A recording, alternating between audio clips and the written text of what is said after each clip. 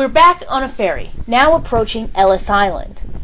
The building with the spires directly ahead held the baggage room on the first floor, the registry room on the second, which is where all of the immigrants were processed, and a dormitory room on the third. To the left were hospitals, the psychopathic ward, and an administration ward, while further to the left were the contagious diseases wards. These additional facilities were constructed to comply with laws that would quarantine new arrivals who were sick or impaired until they were healthy or refuse them entry into the country. On January 1st, 1892, the immigration station here at Ellis Island opened, having replaced the military installation of Fort Gibson. 5 years later, the new wooden facility burned along with many immigration records. A new fireproof French Renaissance-style facility was built to replace it. On December 17, 1900, it reopened and welcomed 2,251 new arrivals that day. On April 17, 1907, a record 11,747 immigrants came through Ellis Island. Over 100 million Americans can claim ancestry with someone who came through Ellis Island. It's astonishing, really, given that only steerage passengers were barged or ferried out to Ellis Island from their steamships. First and second class passengers were processed on board their ships.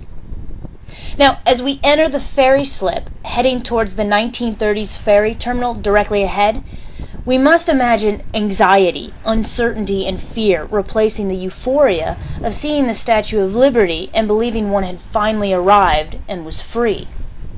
This sense would only increase for new immigrants as they went through the harrowing process of being questioned, prodded, and processed at Ellis Island.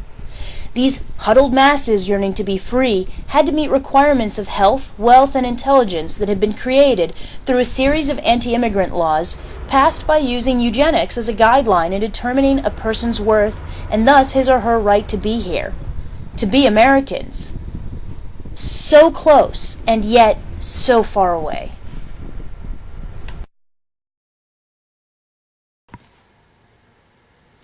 Upon arrival, the ship's manifest of steerage passengers would be turned over to Ellis Island officials. Now, when folks say their family name was messed up at Ellis Island, they actually mean that a shipping clerk who drew up the manifest on the foreign shore from whence they came messed it up in the old country. It was at Ellis Island where the names of immigrants were simply copied directly from the manifests, so it all depended on how accurately it was filled out or how legible the handwriting was when they boarded the ship way back where. The officials at Ellis Island just took what they were given and did not ask the new immigrants themselves. Now, back when this place was operational, this vast room was packed with long lines of immigrants waiting to be processed. It must have been quite a din, with hundreds of voices and as many languages echoing off of the high ceiling.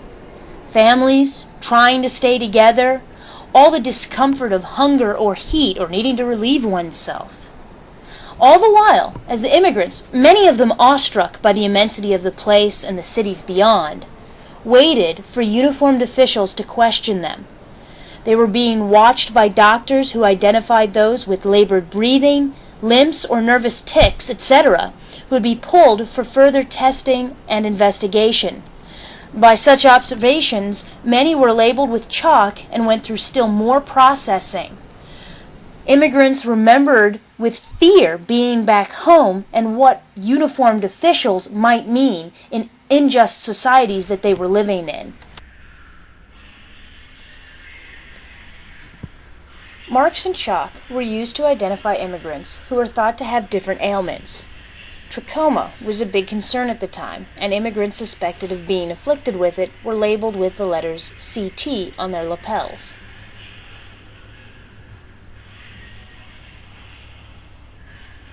But, as you can see, the list of possible ailments was long, and it was observed of tired, nervous immigrants as they shuffled through their lines and questions, which included literacy tests in their native language, usually of Bible passages, and a list of 29 questions, such as name, hometown, occupation, destination, and how much money was in their pockets.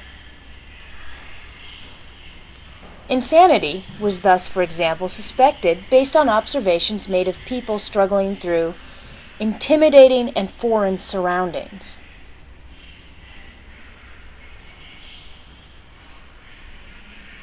If no one in the family was required to stay, the family was free to go, being labeled with the train line they were going to use if not staying in New York. Then they could exchange money at Ellis Island and eat at the cafe before beginning their new life.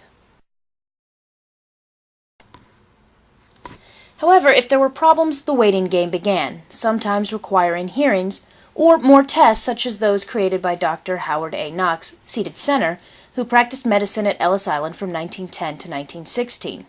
These were designed to test for intelligence, attempting to account for differing cultural backgrounds and levels of education. Detainees stayed on Ellis Island until family members healed or died, or until legal proceedings were concluded.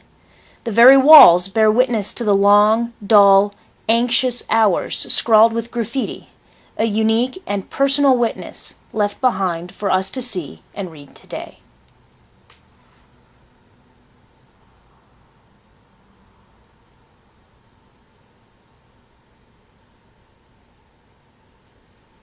Ultimately, some were turned away, if not for the reasons listed above, then because of quotas created by further anti-immigrant laws.